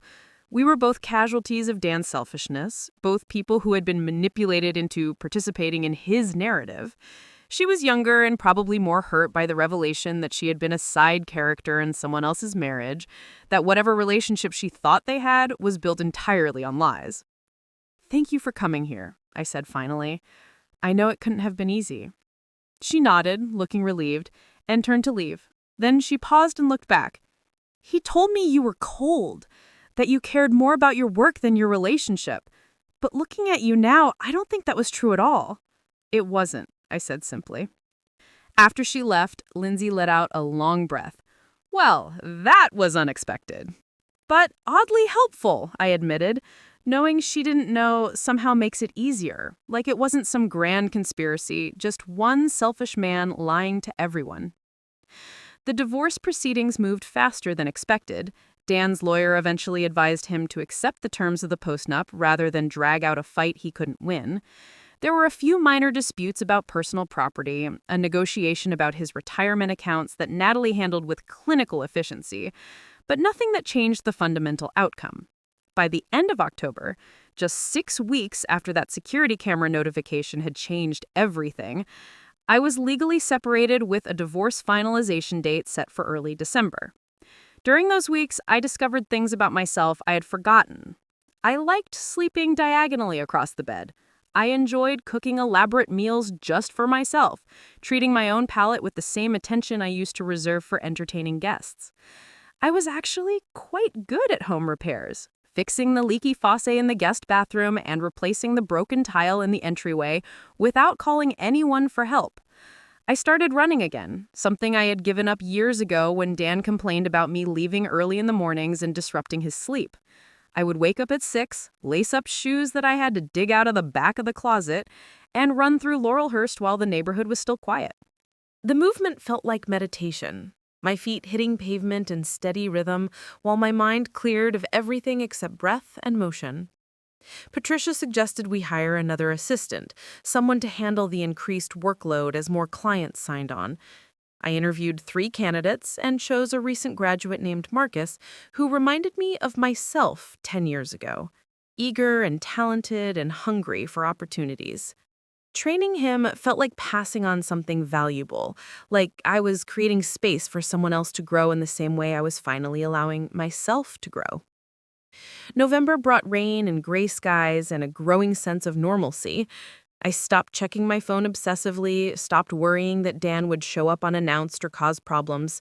He had moved into his own apartment across town, started dating someone new, according to Greg, who reported these things with obvious discomfort.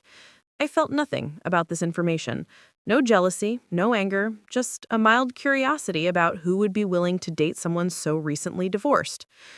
The house sold the vintage furniture from our living room, the pieces Dan had insisted on that never felt like mine. I replaced them with a comfortable sectional and deep blue, chairs that invited curling up with books, a coffee table made by a local craftsperson that had character and history. Every change was deliberate, every decision mine alone, and the space transformed into something that felt like home instead of a stage set. Thanksgiving approached and Lindsay invited me to Seattle to spend it with her family.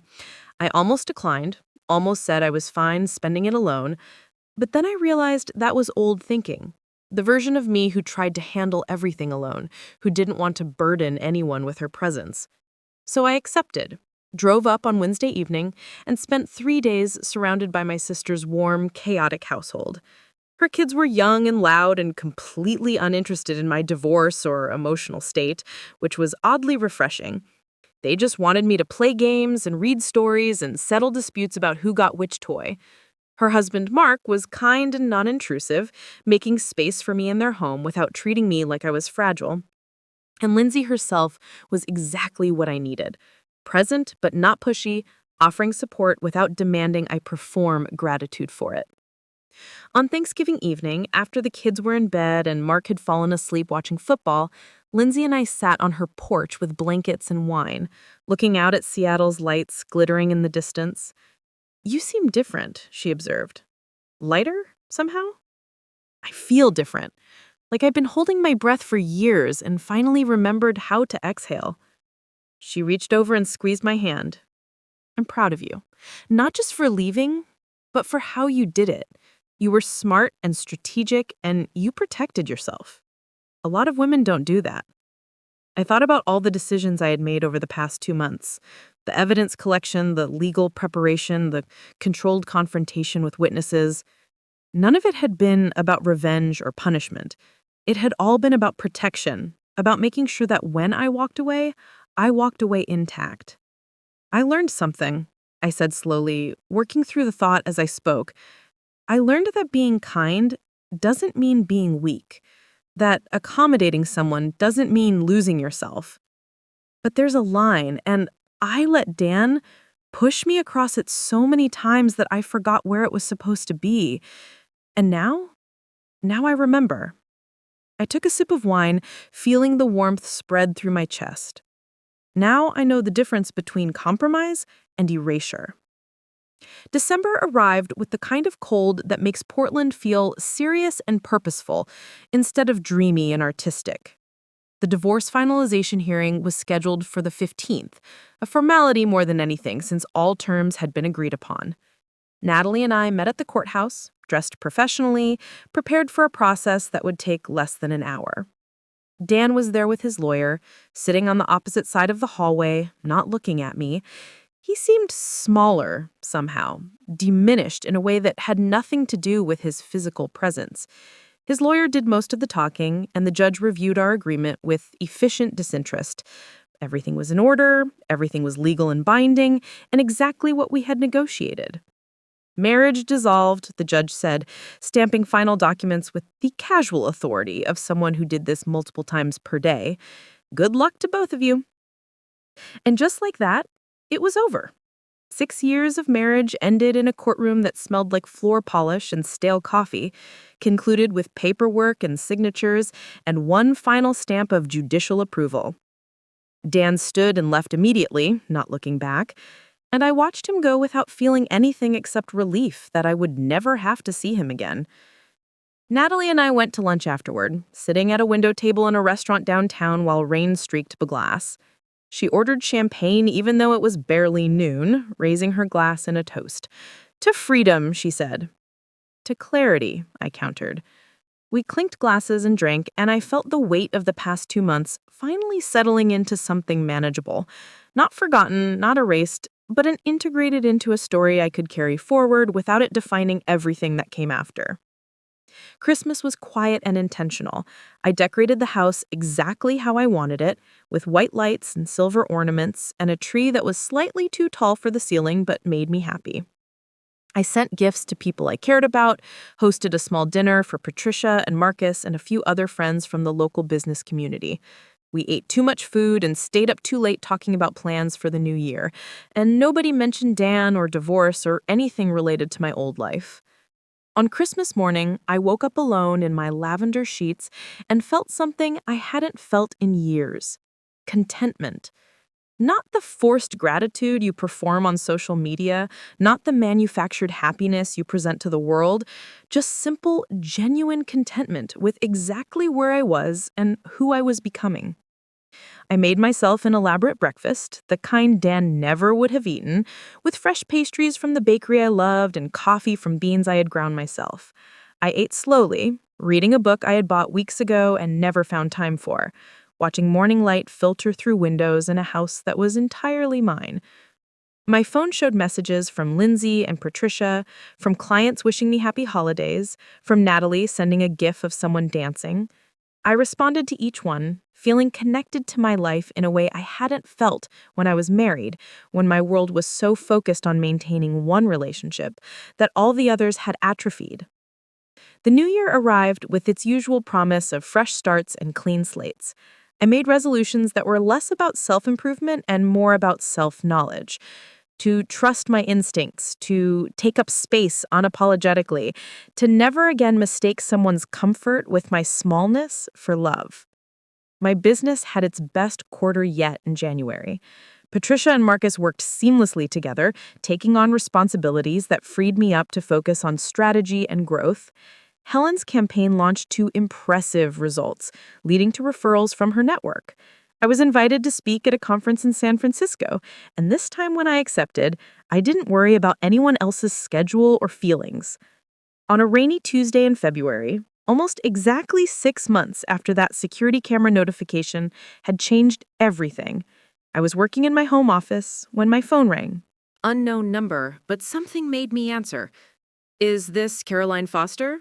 The voice was professional, female, slightly formal. "It is." This is Jennifer Park from the Portland Business Journal. I'm working on a feature about successful women entrepreneurs in the Pacific Northwest, and your name came up multiple times in my research. Would you be interested in being interviewed? I looked around my office, at the walls I had painted a calming sage green, at the artwork I had chosen myself, at the vision board I had created featuring goals that were entirely my own. The woman who would have hesitated a year ago, who would have worried about seeming too ambitious or taking up too much space, was gone. I'd be honored, I said. The interview happened 2 weeks later, a photo shoot and conversation that lasted 3 hours. Jennifer asked thoughtful questions about building a business, about maintaining authenticity in marketing, and about the challenges women face in entrepreneurship. I answered honestly, drawing on everything I had learned, not just about business, but about myself, about knowing your worth, about protecting your boundaries, about the difference between compromise and erasure. When the article came out in March, it included a photo of me in my office looking confident and capable and fully present. The headline read, "Caroline Foster on Building a Business While Building Yourself." The article quoted me saying, "The most important thing I've learned is that success isn't about making yourself smaller so others feel bigger. It's about taking up exactly the space you need and trusting that the right people will respect that." Patricia framed the article and hung it in our newly expanded office space. We had moved out of my home and into a small commercial space downtown, a storefront with windows facing the street and enough room for our growing team. The sign outside read Foster Consulting in letters I had chosen myself, and every time I walked through that door, I felt a surge of pride that had nothing to do with anyone else's opinion. One evening in early April, I was locking up the office when I ran into someone on the sidewalk. A man around my age, dressed casually in jeans and a jacket, carrying a portfolio case. We nearly collided and he apologized with a warm smile. "Sorry, wasn't watching where I was going. Lost in thought about a client presentation tomorrow." "I know that feeling," I said, and we both laughed. His name was Thomas. He was a graphic designer with a studio 2 blocks away. We stood on the sidewalk talking for 20 minutes about work in Portland and the challenges of running a creative business. When he finally said he should let me go, he hesitated for a moment. "This might be forward, but would you want to grab coffee sometime? As fellow business owners comparing notes, or as people who just met on a sidewalk and had a nice conversation?" Either way. I looked at him, this stranger who had appeared in my path on an ordinary Tuesday evening, and felt something I hadn't felt in a long time. Interest. Not desperate interest, not the kind born from loneliness or fear of being alone, just simple, genuine interest in getting to know another person. "I'd like that," I said. We exchanged numbers, made tentative plans for later that week, and parted ways. I drove home through streets I had driven 1,000 times, but everything looked different in the soft April light. The cherry trees were blooming again, covering sidewalks in petals like snow, and I rolled down my windows to let in air that smelled like spring and possibility. At home, I made dinner and ate on my blue sectional, the one I had chosen myself. In the living room, I had rearranged to face the windows. I thought about the woman I had been a year ago, the one who made herself smaller and quieter and more convenient, the one who had watched a security camera notification and felt her world collapse. That woman was gone, replaced by someone who knew her own worth. Someone who had learned the hard way that you can't save a relationship by erasing yourself. Someone who had discovered that the scariest moment, the point where you think everything is ending, can actually be the moment when everything finally begins. I didn't know what would happen with Thomas. Maybe coffee would lead to more, maybe it wouldn't. But I knew that whatever happened, I would meet it as my full self. No performing, no pretending, no making myself smaller to accommodate someone else's insecurity. My phone buzzed with a text from Natalie. "Just finalized another client's divorce. Thought of you. Hope you're doing well." I typed back quickly. "Doing great. Living my life. Thank you for everything." Her response came immediately. "You did the hard part. I just handled the paperwork." But that wasn't quite true. She had given me the framework, the legal knowledge, the strategic thinking that helped me protect myself. She had been the friend I needed when everything fell apart.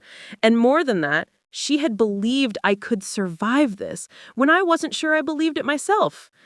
I walked through my house room by room, turning off lights, checking locks with keys that only I possessed. In the bedroom, I climbed into my lavender sheets and laid there for a moment, feeling the quiet satisfaction of a day well lived. No one to accommodate, no one to perform for. Just me existing fully in a space I had created entirely for myself.